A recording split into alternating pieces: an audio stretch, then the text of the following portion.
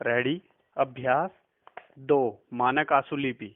उपाध्यक्ष जी, यदि आधुनिक काल में विधान मंडलों का महत्व कुछ कम हो गया है तो उसका कारण यह है कि आधुनिक प्रशासन की समस्याएं अत्यंत जटिल हैं और विधानमंडल तथा विधायक इतने साधन संपन्न नहीं हैं कि विधान तथा नीति निर्माण की समस्याओं पर गहराई से विचार कर सके तथा प्रशासन की कारगर ढंग से निगरानी कर सके।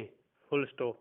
इसलिए यह मांग सर्वथा उचित है कि सचिवालयों की सेवाओं को उपलब्ध कराने की व्यवस्था अनिवार्य रूप से सरकार की ओर से होनी चाहिए। Full stop.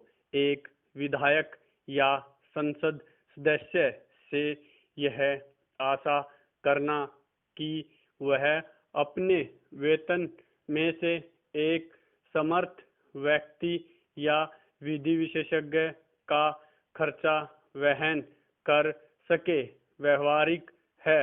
Full stop.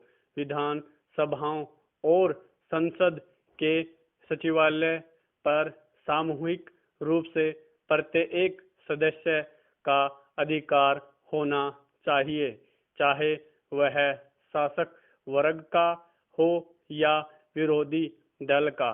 Full stop.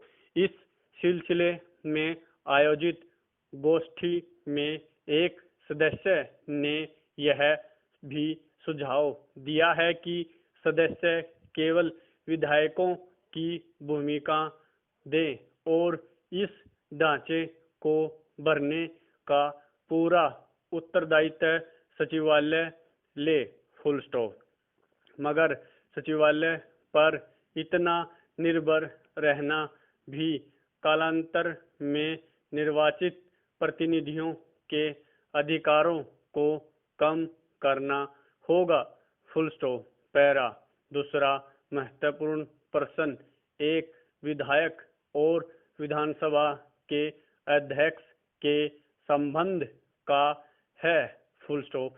इस दिशा में पिछले कई वर्षों में अनेक गलतफहमियां पैदा हो गई हैं।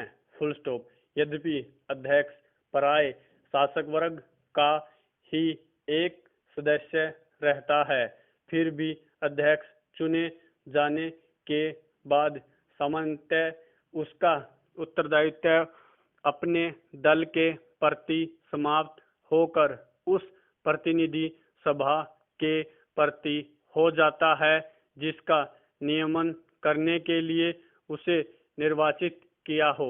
Full stop. बदलते हुए राजनीतिक नक्शे के साथ साथ यह जरूरी हो गया है कि विधानसभाओं और संसद में विभिन्न दलों की शक्ति में व्यापक परिवर्तन हो जाए। Full stop.